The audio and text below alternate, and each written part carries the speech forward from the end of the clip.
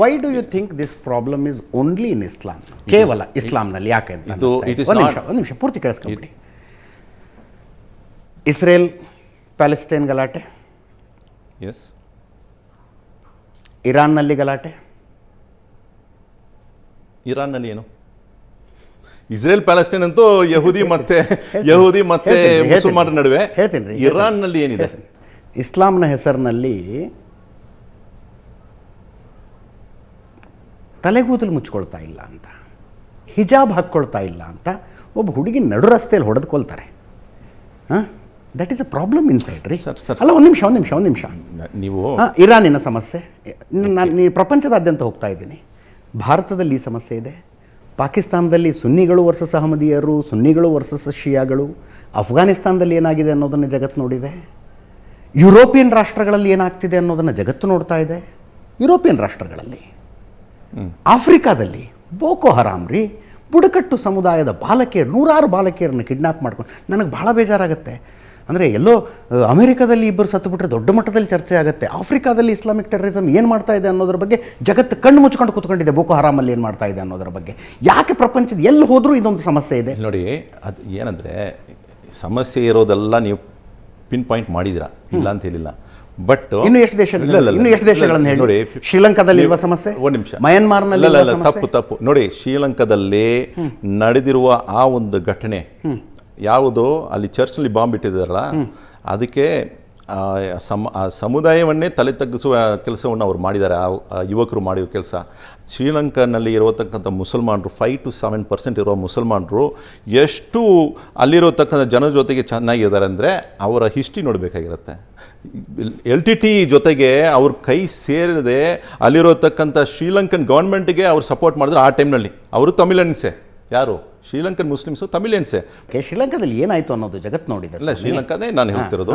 ಅವರು ಪೊಲಿಟಿಕಲಿ ಅವ್ರ ಮೂವ್ಮೆಂಟ್ನಲ್ಲಿ ಇದ್ದಾರೆ. ಶ್ರೀಲಂಕಾ ಒಂದು ವಿಷಯ, ಅದು ಜಗತ್ತು ನೋಡಿರೋದು. ಆ ಚರ್ಚ್ ಇನ್ಸಿಡೆಂಟನ್ನು ಎಲ್ಲರೂ ಅಲ್ಲಿರೋತಕ್ಕಂಥ ಯಾರು ಸಮರ್ಥಿಸಿಲ್ಲ. ಒಂದು ವಿಷಯ, ಅದನ್ನ ತಗೊಂಡು ಏನು ಮಾಡಲಿ ರೀ? ಏನು ಮಾಡಿದ್ರು, ಯಾರು ಖಂಡನೆ ತಗೊಂಡು ಏನು ಮಾಡಲಿ? ಏನು ಮಾಡ್ತೀರಿ? ಯಾರು ಕ್ಯಾಂಡಲ್ ಹಿಡ್ಕೊಂಡು ಏನು ಮಾಡೋಣ? ನೋಡಿ, ಒಂದು 3 ಜನರು ಮಾಡುವ ಕೆಲಸಕ್ಕೆ ಇಡೀ ಸಮಾಜನೇ ಹೊಣೆಗಾರ ಅಂತ ಹೇಳ್ತೀವಿ. ಎಷ್ಟು ಜನ ಬೇಕು ಒಂದು ನಿಮಿಷ. ಅವ್ನು ಯಾವೊಬ್ಬ ಶಾರಿಕ್ ಬಾಂಬ್ ಇಟ್ಟ ಅಂತ ನೀವು ಹೇಳ್ತಿದ್ರಿ. ಅವರ ಅಕ್ಕಪಕ್ಕ ಇರೋರು ಅವರೆಲ್ಲರೂ ಬಂದು ಅಂಥ ಮನಸ್ಥಿತಿನಲ್ಲಿದ್ದಾರಾ? ಇಲ್ಲ ಅವರ ಸಂಬಂಧಿಕರು ಆ ಮನಸ್ಥಿತಿನಲ್ಲಿದ್ದಾರಾ? ಇಲ್ಲ ಅವರ ತಂದೆ ತಾಯಿ ಅದನ್ನು ಸಮರ್ಥಿಸ್ತಾರಾ? ಇವನು ಯಾವನೋ ಒಬ್ಬ ಹುಚ್ಚಿನ ಕೆಲಸ ಮಾಡಿದರೆ ಅವನಿಗೆ ನಾವು ಏನು ಹೇಳ್ತಿದ್ವಿ ಅಂದರೆ, ಅವ್ನು ಯಾಕೆ ಹಂಗೆ ಮಾಡಿದ್ದಾನೆ ಅಂತ ನಾವು ಅದ್ರ ಬಗ್ಗೆ ಯೋಚನೆ ಮಾಡಬೇಕು.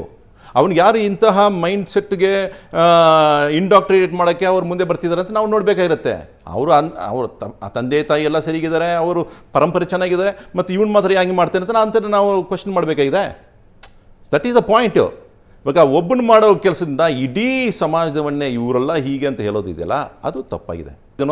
ಅವನು ಶಿಕ್ಷೆ. ನಾನು ನಿಮ್ಮ ಎದುರಿಗೆ ನಿಂತ್ಕೊಂಡಿದ್ದೀನಲ್ಲ, ನನಗೊಂದು 100 ಜನ ಬಂದು ಎಷ್ಟು ಧರ್ಮಗ್ರಂಥಗಳನ್ನು ನನ್ನ ಕೈ ಕೊಟ್ಟು ಅದರಲ್ಲಿ ಹಿಂಗೆ ಹೇಳಿದೆ, ಇದರಲ್ಲಿ ಹಿಂಗೆ ಹೇಳಿದೆ ಅಂತ ಹೇಳಿ ನನ್ನ ಕೈಗೆ ಒಂದು ಗನ್ ಕೊಟ್ಟರೆ ನಾನೊಬ್ಬ ಅಮಾಯಕನನ್ನು ಕೊಲ್ಲೋದಿಲ್ಲ.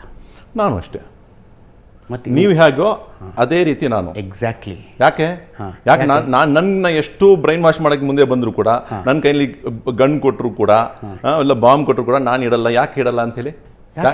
ಯಾಕಂದರೆ ಒಬ್ಬ ಅಮಾಯಕನನ್ನು ಕೊಂದಾಕಿದರೆ ಅದು ಪಾಪದ ಕ್ರಿಯೆ ಅಂತ ನನ್ನ ಧರ್ಮ ಹೇಳುತ್ತೆ, ಮತ್ತು ಅದು ಕಾನೂನು ವಿರುದ್ಧ ಅಂತ ನನ್ನ ಸಂವಿಧಾನ ಹೇಳುತ್ತೆ. ಈ ದೇಶದ ಸಂವಿಧಾನವನ್ನು ಗೌರವಿಸುವನು ಇಂಥ ಕ್ರಿಯೆಯನ್ನು ಮಾಡಲ್ಲ. ಫಸ್ಟ್ ವಿಷಯ. ಎರಡನೇ ವಿಷಯ, ಇಸ್ಲಾಂ ಧರ್ಮ ಒಂದು ಇಂಥದ ಕೆಲಸವನ್ನು ಮಾಡೋಕ್ಕೆ ತಡೆ ಮಾಡುತ್ತೆ. ಹರಾಮ್ ಅಂತ ಹೇಳಿದೆ, ಕುರಾನಲ್ಲಿ ಇದೆ. ಯಾವುದೇ ಒಂದು ವಿಷಯವನ್ನು ಅರ್ಥ ಮಾಡೋಕ್ಕೆ ನಿಮಗೆ ಗುರುಗಳ ಮೂಲಕನೇ ಇದೆಲ್ಲ ತಿಳುವಳಿಕೆ ಬೇಕು. ಸುಮ್ಮನೆ ನಾನು ಕುರಾನ್ ಓದ್ತೀನಿ, ಅರ್ಥ ಮಾಡ್ಕೊಳ್ತೀನಿ ಅಂತ ಮಾಡಿದ್ರೆ ತಪ್ಪು ಎಲ್ಲ ಒಂದು ಕಡೆ.